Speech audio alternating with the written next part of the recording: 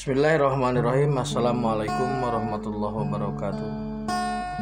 Maha suci Allah, segala puji dan syukur kita panjatkan kehadirat Allah.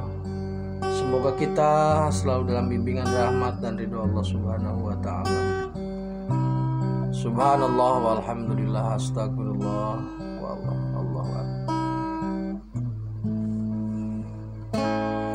Kembali saya dari tim Raja Wali. Kita sedang membahas terkait dua pengaruh besar. Yang pertama pengaruh dari dimensi metafisika, dan yang kedua pengaruh dari seorang SP atau IF. Pengaruh dari makhluk dimensi metafisika, yaitu siluman, jin, setan, dan iblis, itu masuknya ke dalam dimensi akal dan nafsu. Di situ dia berpengaruhnya. Dongkrak nafsu, kocok akal gitu. Akal dikocok, diulek-ulek, dicampur-campur supaya ruwet itu. Jadi makhluk-makhluk itu di situ bermainnya. Nah, sedangkan seorang SP dia mempengaruhi itu di rohnya. Nah, bagaimana polanya? Begini saudaraku.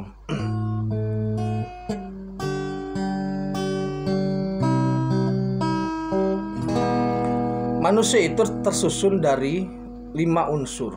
Jadi dalam filsafat Jawa itu ada sedulur papat kelima pancer. Ini sudah saya bahas di beberapa video sebelumnya. Yang pertama biologis, yang kedua psikologis. Psikologis ini psikologis lah dulu ya. Yang ketiga nafsu, yang keempat akal, yang kelima ruh. Biologis jelas, psikologis itu rasa. Rasa itu bisa rasa murni seperti manisnya gula. Rasa itu bisa rasa bahagia dan sedih karena unsur akal dan nafsu. Dan rasa itu bisa menjadi rasa dengan frekuensi gaib ketika terhubung dengan ruh. Rasa ini, psikologis ini posisinya di hati. Kemudian nafsu. Nafsu ini ada 4. Nafsu mutmainnah dalam hati, nafsu lawamah dalam limfa. Nafsu lawamah itu karakteristiknya air, pendongkraknya frekuensinya jin. Nafsu lawamah itu posisinya dalam perut, karakteristiknya angin, karakteristiknya angin, frekuensinya dengan setan, karakternya iri dengki. Kalau jin sok suci, kalau setan iri dengki. Dan yang keempat itu iblis, karakteristiknya arogan, simbolnya api, frekuensinya iblis. Arogan, iblis itu iblis di situ, di kemaluan posisinya. Nah, akal, kemudian ruh. Manusia itu diberikan pilihan. Jadi ketika kodonya Allah turun, ketika kode sudah ditetapkan, kemudian jukni sudah ada, manusia diberi kebebasan untuk memilih. Kemudian Raqib Atid mendampingi untuk mencontreng, dalam artian sudah sesuai atau belum. Disitulah kemudian manusia mendapatkan nilai yang namanya pahala atau nilai yang kemudian menjadi dosa. Jadi bisa poin minus ataupun poin plus gitu. Nah, masalah saat ini adalah ketika ketauhidan seseorang itu lemah. Artinya begini. Ketika akal sudah diagungkan, akal itu partnernya kepada malaikat. Karena malaikat itu urusannya itu benar salah. Malaikat itu urusannya benar salah. Jadi 2 kali 2 4. Nah, itu malaikat urusannya gitu. Nah, malaikat itu urusannya dengan benar salah, rasional tidak rasional. Kemudian iblis karakteristiknya power atau nafsu itu power. Nah, manusia diberi pilihan untuk menentukan siapa yang akan menjadi panglima atau komandan dari 5 unsur ini. Apakah dia akan menyanjung biologisnya? Itu akan habis dimakan waktu. Artinya kecantikan, kegantengan itu ada waktunya. Kalau dia penyanjung biologis. Kalau dia penyanjung psikologis, dia akan mudah bahagia tapi juga akan mudah kecewa. Kalau dia penyanjung nafsu, jelas itu akan banyak berurusan dengan hukum, akan banyak permasalahan. Kalau dia seorang penyanjung intelektual atau akal, dia akan menjadi budak akal. Gitu. Maka yang tepat adalah menjadikan roh sebagai pimpinan atau komandan gitu loh. Jadi ruh harus mengendalikan akal, ruh harus mengendalikan nafsu, yang 4 itu. Ruh harus mengendalikan psikologi supaya nyaman, ruh harus mengendalikan tubuh. Bagaimana cara ruh mengendalikan tubuh? Ketika puasa ini kita lapar. Biasanya orang lapar, fisiologisnya itu ngambil nasi gitu loh. Tetapi karena puasa, maka ruh mengendalikan jangan, ini lagi puasa. Itu. Bagaimana ruh membuat nyaman psikologis? Nah, ruh memberikan keseimbangan dan informasi tentang kesabaran. Itu ke psikologis. Karena kalau hanya berurusan dengan akal dan nafsu itu tidak selesai.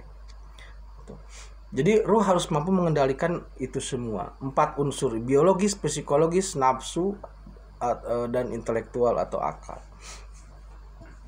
Nah, permasalahannya adalah jika ruh ini lemah, powernya lemah, bagaimana mungkin bisa mengendalikan? Nah, permasalahan saat ini seperti itu. Makanya banyak orang yang gontok-gontokan, mengadu logika, mengadu sains, mengadu kecerdasan, tanpa dia sadari sebenarnya itu menjadikan akal sebagai panglima dan menjadikan ruh sebagai bawahannya. Pada akhirnya apa? Rusak juga. Karena akal tidak bisa menemukan kebenaran yang hakiki. Kebenaran akal itu selalu subjektif atau selalu relatif, tidak bisa mutlak.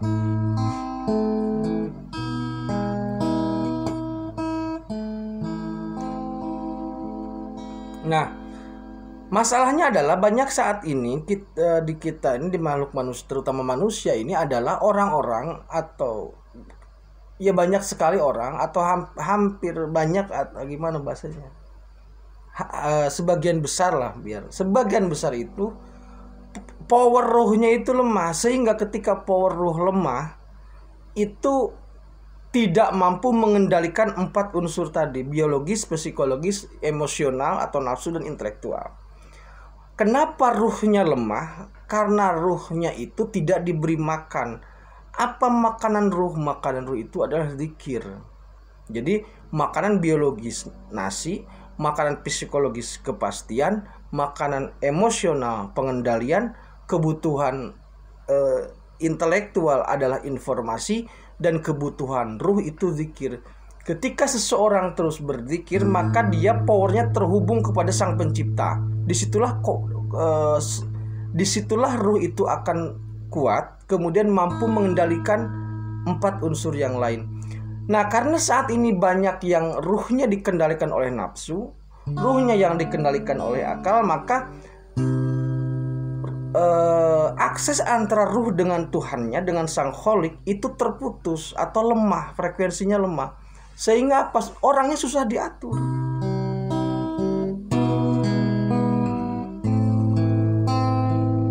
Meminta rezeki tapi tidak mensyukuri gitu loh. Nah, seorang SP, kita kembali ke masalah SP. Kalau harus memperbaiki situasi ini susah. Susah. Makanya cara terbaik yang bisa dilakukan seorang SP adalah dia memecah ruh sejumlah orang yang ada. Apakah mungkin? Mungkin. Karena apa? Ruh itu unsurnya cahaya. Cahaya itu dipecah sebanyak apapun, yang penting powernya kuat, itu tidak ada masalah. Jadi teori pemecahan ruh yang sudah saya jelaskan dulu, seorang SP memecah ruhnya, kemudian ruhnya itu menjadi influencer atau menjadi pembisik atau menjadi penuntun atau menjadi pemberi petunjuk, memperkuat ruh setiap orang agar orang tersebut bisa menjalani jalan kebenaran gitu loh. Bukan menjalani jalan rasional, bukan menjalani jalan nafsu, bukan menjalani psikologis maupun biologis, tapi jalan kebenaran itu jalan ruh itu. Karena ruh itu pasti benarnya.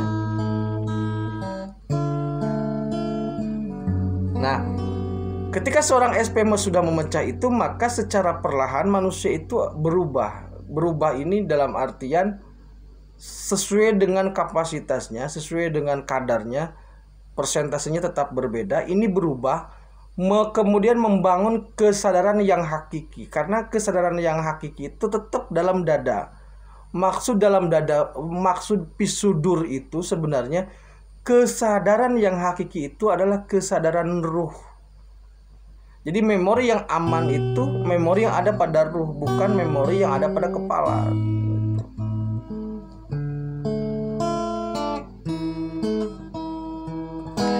Nah, jadi begitu saudaraku ya. Jadi seorang SP membuat influencer atau